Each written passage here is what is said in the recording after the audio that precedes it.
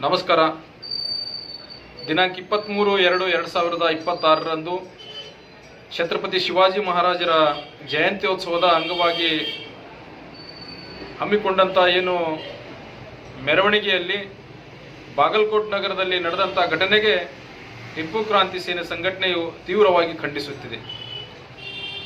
ಬಾಗಲಕೋಟ್ ನಗರವು ಶಾಂತಿಯುತ ಮತ್ತು ಸೌಹಾರ್ದತೆಗೆ ಹೆಸರಾದಂಥ ನಾಡು. ಯಾಕಪ್ಪ ಅಂತಂದರೆ ನಮ್ಮಲ್ಲಿ 12ನೇ ಶತಮಾನದ ಶರಣರು, ಸೂಫಿಗಳು, ಸಂತರು ನಡೆದಾಡಿದಂಥ ನಾಡು.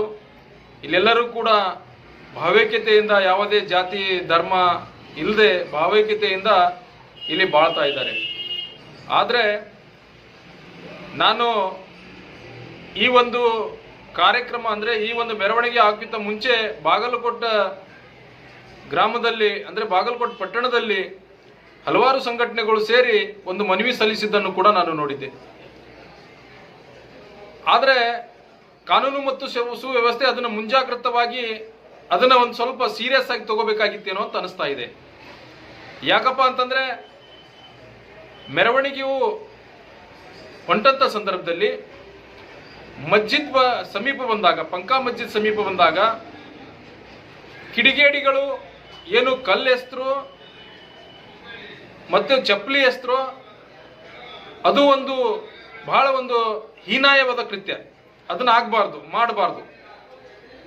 ಕಾನೂನನ್ನು ಕೈಗೆ ಎತ್ಕೊಳ್ಳಿಕ್ಕೆ ಯಾರಿಗೆ ಕೂಡ ಅವಕಾಶ ಇಲ್ಲ. ಆದರೆ ಅವರು ಕಲ್ಲಿನಿಂದ ಹೊಡೆಯುವಾಗ ಮತ್ತು ಚಪ್ಪಲಿ ಎಸೆಯುವಕ್ಕಿಂತ ಮುಂಚೆ ಏನು ನಡೀತು ಘಟನೆ ಅನ್ನೋದನ್ನು ಕೂಡ ಕಾನೂನು ಮತ್ತು ಸುವ್ಯವಸ್ಥೆ ಅವರಿಗೆ ಸವಿಸ್ತಾರವಾಗಿ ಅಲ್ಲಿ ಏನು ಒಂದು ಶೋಧ ಮಾಡಬೇಕಾಗಿದೆ.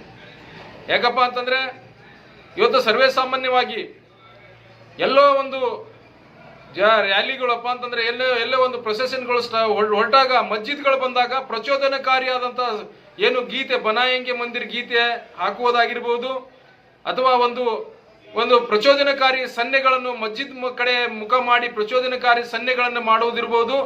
ಇದು ಬೇರೆ ಅನ್ಯ ಕೋಮಿನವರಿಗೆ ಕೆರಳಿಸುವಂತ ಕೆಲಸ ಯಾರು ಮಾಡ್ತಾ ಇದ್ದಾರಲ್ಲ ಅಂಥವ್ರನ್ನು ಕೂಡ ಪತ್ತೆ ಹಚ್ಚಿ ಒದ್ದು ಒಳಗೆ ಹಾಕುವಂತ ಕೆಲಸ ಕಾನೂನು ಸುವ್ಯವಸ್ಥೆ ಮಾಡ್ಬೇಕಂತ ಈ ಸಂದರ್ಭದಲ್ಲಿ ನಾನು ಹೇಳಕ್ಕೆ ಇಷ್ಟಪಡ್ತಾ ಇದ್ದೀನಿ.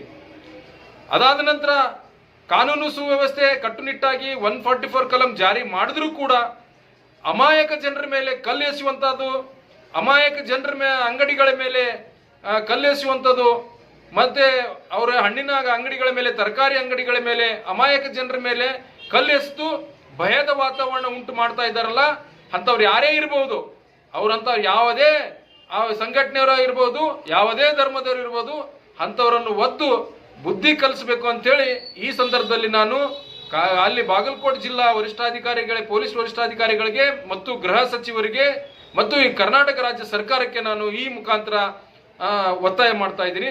ನಮಸ್ಕಾರ.